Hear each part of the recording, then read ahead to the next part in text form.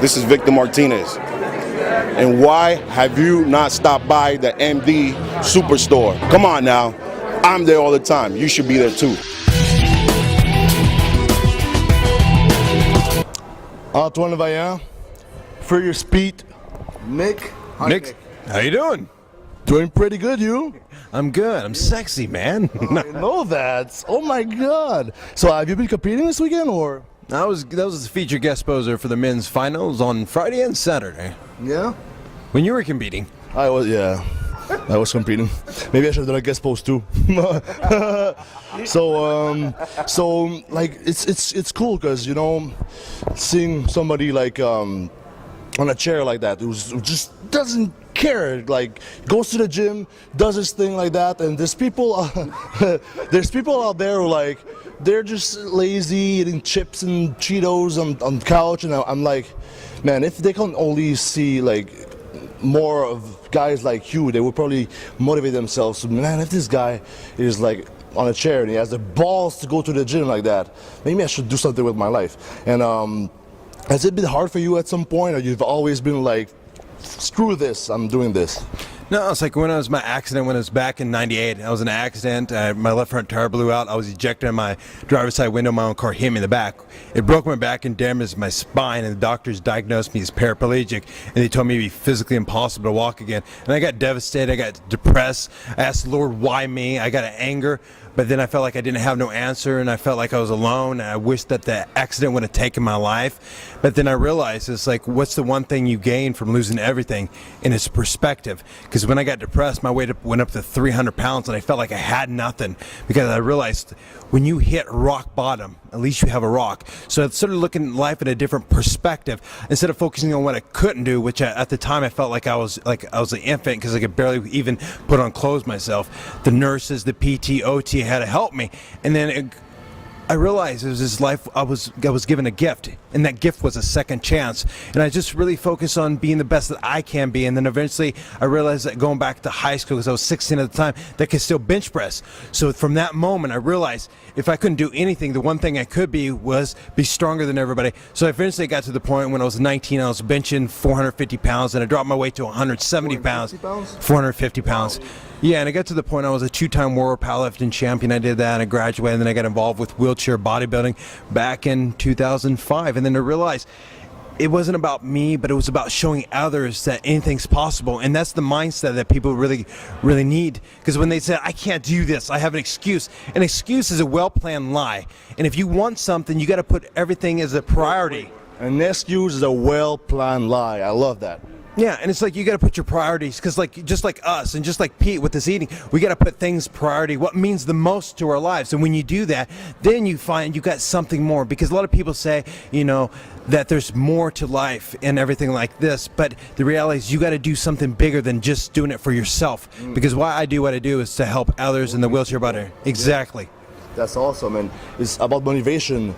I was training for this show, and I was doing my cardio, the prowler, like in this CrossFit room in my gym, and I was like, oh man, why am I doing this? And this girl, she came in. I don't know what the disability she had, but like she could move with a little thing there, and she couldn't move that much. But she went in the freaking gym beside me, was like jacked up, and just did exercises, stretching, moving around with the ball. I'm like, man, that girl motivated me more than Ronnie Coleman, than Jay Cutler, and all those guys. I just got up and I did like 3 more rounds of cardio just because of that girl. And I thought I was crazy, and I was like, I got like emotional watching that, because I was like, man, she has the balls to go out of her house and come here and train. And me, I'm whining about doing cardio when I'm like, look like a bodybuilder that's healthy and stuff. I'm like, you whine about a lot of things though. Shut up, Pete. So it was very motivating, and I think it's awesome that you're there and you have a purpose now to motivate people like that. So thank you, Nick. Thanks, man. Yeah, you're looking good, man. What do you think if I grew a mohawk?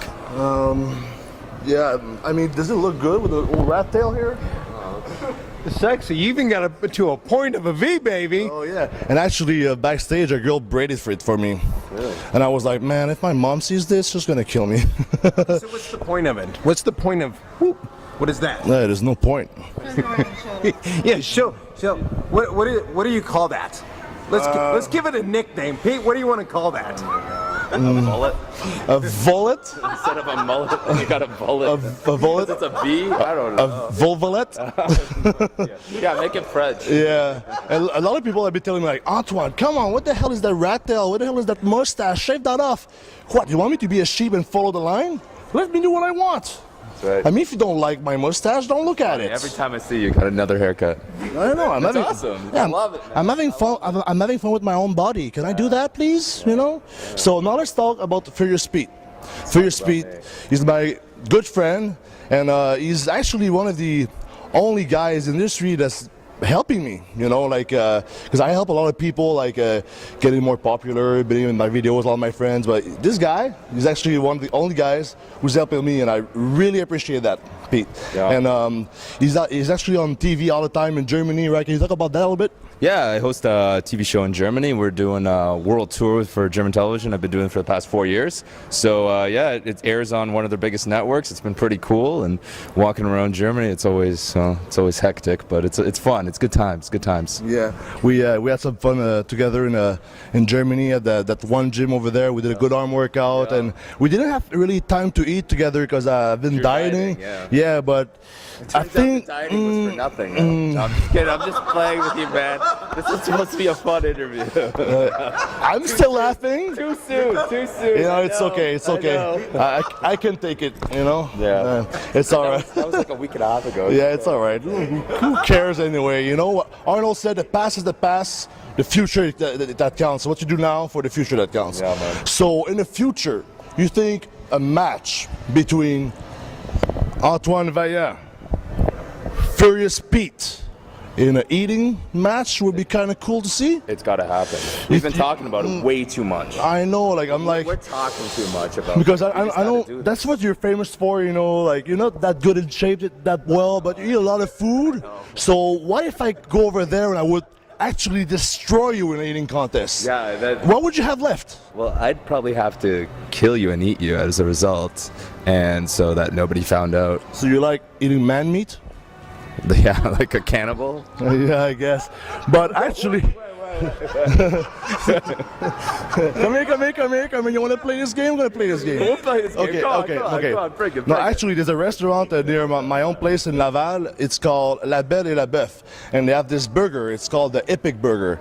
It's like 5 floors of patties with peanut butter, Nutella, bacon, score bars, a bunch of crap in there. Man, I heard that and I had a mouthgasm. That just sounds awesome. Yeah, I want 2 of those. Oh my God! Could you eat 2 of those? I think I could. It says 20,000 calories on it. I think it's made up. I think they just don't know because there's so much shit on it. You're just like, what? Yeah, so Who makes a burger like that? I don't know, those guys over there. people. Yeah, French people. We made the poutine, man. I mean, that Nah, makes no sense, right? It does. It makes no sense, but I'm so glad you guys made it. 'Cause And it's the best poutine, thing okay, ever. poutine, let's take a moment here. Quebec history 101. Poutine is French fries with mystery brown gravy and cheese curds together. Mystery brown.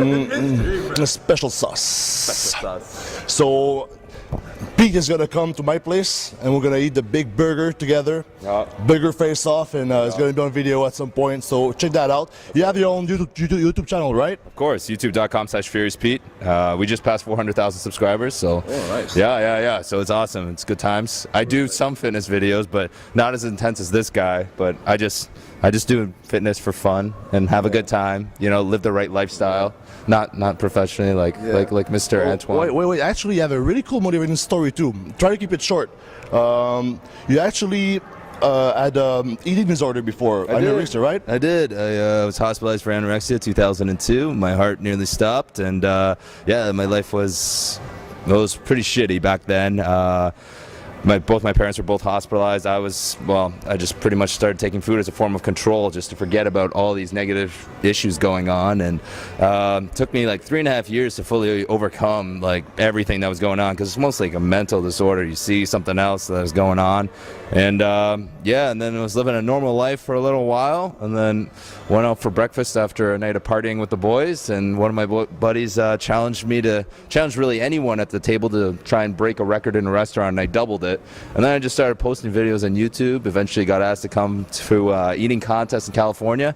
I won that one, then I won 20 in a row, and then here we are today. He has the world record for the steak eating, and like how like eating hot dogs, whatever. Japanese guy does it get good, but the steak.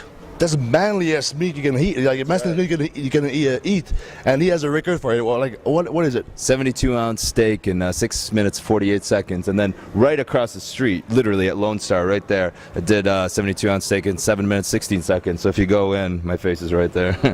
So awesome. See, that's impressive. Delicious. Yeah. So thank you. That steak shouldn't be eaten that fast, though. Let's be honest. No, you probably died after that. No, not only that. It's a steak, man. You gotta appreciate it. Yeah. You gotta make sure it's medium rare and everything. Appreciate the meat. The meat, the man meat. Yeah. Oh my God. It's getting really bad. Yeah. Thank you, Nick. Yeah. So what's next for you? I'm gonna go to corner and cry because it was a terrible weekend again. I'm just kidding. You looked awesome. Listen, bro, you looked awesome. I know. No, you did. You trained really hard, and you'll get them for sure because you got the people backing you. You know that, right? Yeah. You got an awesome fan base, and you got the right attitude, bro. Yeah, it's funny. And that's why you're awesome, and that's why I'm trying to help you too, and that's why you're helping me, and that's right, man. All right, thank you very much. Well, I'm not going to talk about me because I talk about me all the time. So, but yeah, thank you, Nick. Thank you, Pete. It was a really cool interview and very motivating. I hope you guys take the time to listen to it. And thank you. Yeah, I guess it's over. Thank you, MD people. Thank you, Universal. Okay, I guess it's over.